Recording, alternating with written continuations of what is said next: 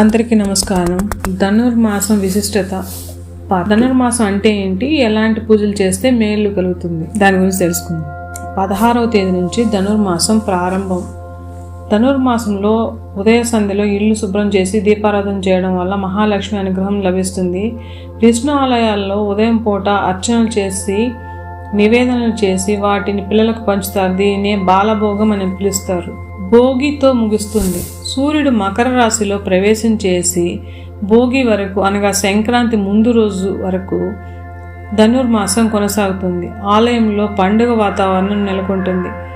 వైష్ణవులు ధనుర్మాస వ్రతానికి శ్రీకారం చుడతారు. విష్ణుమూర్తికి ప్రీతికరమైన మాసం ధనుర్మాసం. గోదాదేవి అనగా ఆండాల్ మార్గళి వ్రతం పేరుతో ధనుర్మాసం అంతా విష్ణు వ్రతం చేపట్టి స్వామిని కీర్తించింది. ధనుస్సంక్రమణ రోజు స్నానాలు, పూజలు, జపాలు చేయడం మంచిది. సూర్యాలయాలు, వైష్ణవాలయాలు సందర్శించడం శుభప్రదం. ఎంతో పునీత మాసం ఇది. ధనుర్మాసం అంటే దివ్య ప్రార్థనకు అనువైన మాసం అని అర్థం. ధను అనగా దేని కొరకు ప్రార్థించడమో అని అర్థం. దృష్ట్యా ధనుర్మాసం అత్యంత పునీతమైనది. ధనుర్మాసం తెలుగు సంస్కృతిలో ఒక భాగం. దేవాలయంలో జరిగే ఆగమ విహిత కైంకర్యాలలో స్థానిక ఆచార వ్యవహారాలు, ఇతర సంప్రదాయాలు కలగలిసిన అంశాలలో ధనుర్మాసం ఒకటి. నిజానికి అంటే ఆండాలమ్మ పూజ, తిరుప్పావై పఠనం, గోదా కళ్యాణ ప్రసాదాలు మొదలైనవి ద్రావిడ దేశ సంప్రదాయమే అని పెద్దలు చెబుతారు. తిరుమలలో ధనుర్మాసం నెల రోజులు సుప్రభాతం బదులు తిరుప్పావై గానం చేస్తారు. సహస్రనామార్చనలతో తులసీ దళాలకు బదులు బిల్వ పత్రాలను ఉపయోగిస్తారు. శయనబేరంగా ఈ ధనుర్మాసంలో రజిత కృష్ణస్వామిని అర్చిస్తారు. ఇది తిరుమలలో జరిగే సంప్రదాయం. బ్రహ్మముహూర్తంలో పారాయణం, దాని గురించి తెలుసుకోండి. ఈ ధనుర్మాసంలో ఉభయ సంధ్యల్లో ఇల్లు శుభ్రం చేసి దీపారాధన చేయడం వల్ల మహాలక్ష్మి అనుగ్రహం లభిస్తుంది. దరిద్రం దూరం అవుతుంది.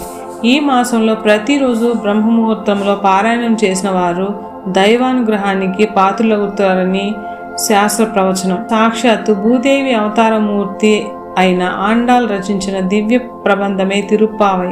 ద్రావిడ భాషలో తిరు అనగా పవిత్రమైన, పావై అనగా వ్రతం, ప్రబంధం అని అర్థం. వేదాల ఉపనిషత్తు సారమే తిరుప్పావై అని మన పూర్వాచార్యులు ప్రస్తుతించి ఉన్నారు. ఉపనిషత్తులే గోదాదేవి నోట సర్వ సులభ రీతిలో వెలువడినాయని, తిరుప్పావై మహావిష్ణు పాదపద్మాలను అందుకోవడానికి మార్గదర్శకాలని చెప్పబడింది.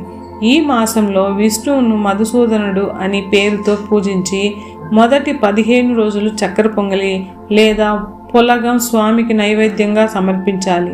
తరువాత 15 రోజులు దధ్యోదనం అర్పించాలి. పెళ్ళీడు అమ్మాయిలు తమ ఇళ్ల ముందు ముగ్గులు, గొబ్బిళ్లతో పూజలు చేయడం వల్ల కోరిన వరుడు లభిస్తాడు. గోదాదేవి మార్గళి వ్రతం పేరుతో విష్ణువును ధనుర్మాసం అంతా పూజించింది. కృష్ణుడికి తులసీమాల, దాని గురించి తెలుసుకుందాం. ప్రతిరోజు ఒక పాసురంలో అనగా కీర్తన స్వామిని కీర్తించేది. ఈ వ్రతం వల్ల మోక్షం సిద్ధిస్తుంది.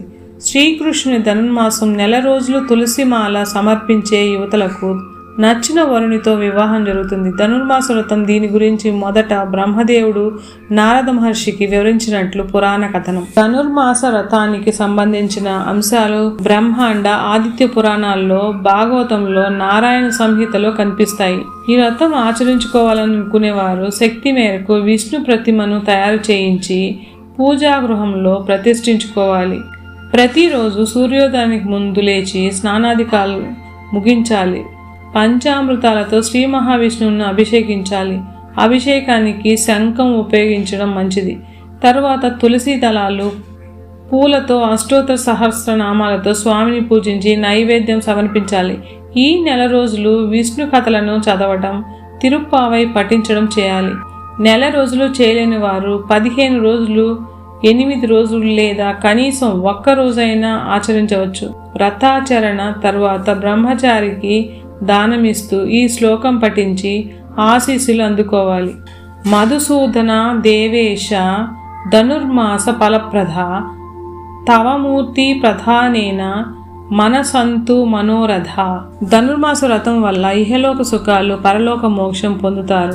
ఆత్మ పరమాత్మను చేరడానికి ఉపకరించేదే ధనుర్మాస వ్రతం. ప్రాచీన కాలం నుండి భారతీయులందరూ ఈ వ్రతాన్ని ఆచరిస్తున్నారు.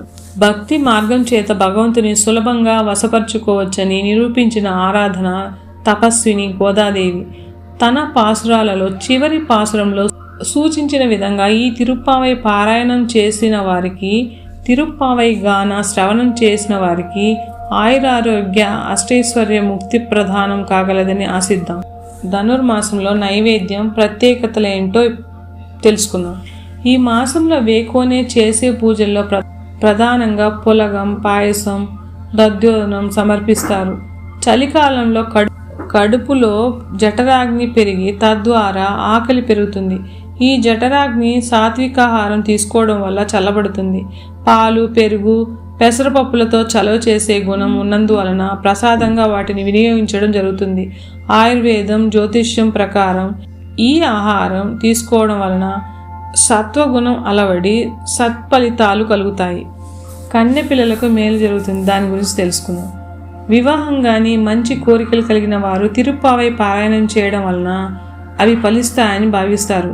విష్ణుచిత్తుడి కుమార్తె అయిన గోదాదేవి మానవ మాతృలని కాక రంగనాథుడినే వివాహం చేసుకుంటానని దీక్ష పూనింది. ఆ కారణంగా ఆమె ధనుర్మాసంలో వేకోనే లేచి నిత్యం విష్ణు పూజ చేస్తూ తనకి కలిగిన అనుభవాన్ని, భావాన్ని ఒక పద్యం అనగా పాసురం రూపంలో రచించింది. అలా 30 పాసురాలను ఆ మాసంలో రచించి వాటిని విష్ణువుకు అంకితం చేసింది. వెంటనే విష్ణువు ప్రత్యక్షమే ఆమెను శ్రీరంగం రమ్మని చెప్పగా ఆమె కోరికపై ఆమె తండ్రి గోదాదేవిని తీసుకుని శ్రీరంగం చేరి రంగనాథ స్వామితో వివాహం జరిపించాడు.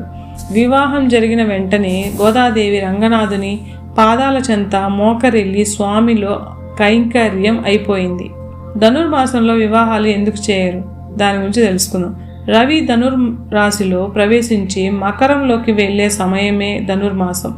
ధనుస్సు, మీనంలో రవి ఉన్నప్పుడు, రవి రాశి అయిన బృహస్పతిలో ఉన్నప్పుడు ఏ శుభకార్యం జరపకూడదు. కేవలం పండుగ వాతావరణంలో అంతా సంతోషంగా ప్రశాంతంగా ఉండగలుగుతారు. ఈ మాసంలో ఎక్కువ సూర్య పూజలు చేస్తారు. ఇంకా విష్ణువుని నిత్యం వేకోనే పూజిస్తారు. ఇలా చేయటం శుభం. గొబ్బెమ్మలు ఎందుకు పెడతారో దాని గురించి తెలుసుకుందాం. ఇంటి ముందు ముగ్గులు వేసి గొబ్బెమ్మలు పెట్టి వాటిని బియ్యం పిండి, పసుపు, కుంకుమ, పూలతో అలంకరించి పూజిస్తారు.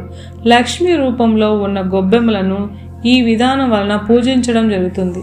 నిత్యం ముగ్గులు వేయడం వలన స్త్రీలకు మంచి వ్యాయామం కూడా కలుగుతుంది. కాత్యాయని వ్రతం పూజా విధానం గురించి తెలుసుకుందాం. రోజులానే ముందు పూజ చేసుకోవాలి. ఆ తర్వాత శ్రీకృష్ణ అష్టోత్తరం, గోదా అష్టోత్తరం చదువుకోవాలి. రంగనాథ అష్టోత్తరం కూడా చదివితే మరీ మంచిది. ముందుగా ప్రార్థన చదవాలి. ఆ తర్వాత వరుసగా తనయ చదవాలి. తిరుపల్లి ఏలుచ్చి చదివేటప్పుడు ప్రారంభం కదిరవన్ చదవకుండా అది మొత్తం ఒకసారి చదివాక రెండవసారి చదివినప్పుడు కదిరవంతో కలిపి చదవాలి. తనయ చదువుతూ 9, 10 తనయలు 2 సార్లు చదవాలి. చివర తిరుపల్లి ఎల్లుచ్చి సంపూర్ణం అని చదవాలి. ఆ తర్వాత ప్రార్థన చదవాలి. ఆ తర్వాత గోదాదేవి తనయ చదవాలి. ఆ తర్వాత పాసురములు చదవడం ప్రారంభించాలి. పాసురం చదివేటప్పుడు మొదటి పాసురం 2 సార్లు చదవాలి. అలా మొత్తం అన్ని పాసురాలు రోజు చదవాలి. అలా వీలు కాని వారు మున్నుండి పిన్నిడిగా చదవాలి. అంటే మొదటి పాసురంలో 1 లైను, చివరి పాసురంలో 1 లైను చదవాలి. చివరగా గోదాహారతి చదవాలి. మంత్రపుష్పం కూడా చదవాలి. మళ్ళీ ఏ రోజు పాసురం ఆ రోజు 2 సార్లు చదివి హారతి ఇవ్వాలి. నైవేద్యం సమర్పించాలి. రోజు పొంగలి, దద్దోజనం, పరమాన్నం ఉండి తీరాలి. సమయం ఉంటే గోదాదేవి పాటలు కూడా పాడుకోవచ్చు. కానీ ఒక్క విషయం గుర్తుపెట్టుకోవాలి, పైవి అన్నీ కూడా సూర్యోదయానికి ముందే అవ్వాలి అనేది నియమం. కానీ రోజు ఉదయం చేయడానికి ప్రయత్నం చేయండి.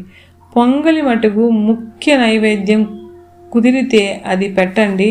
కుదరని వాళ్ళు పండు, పాలు పెట్టి చేసుకోండి. భక్తి ముఖ్యం. ఇదండి ఈరోజు తెలుసుకున్న విషయాలు.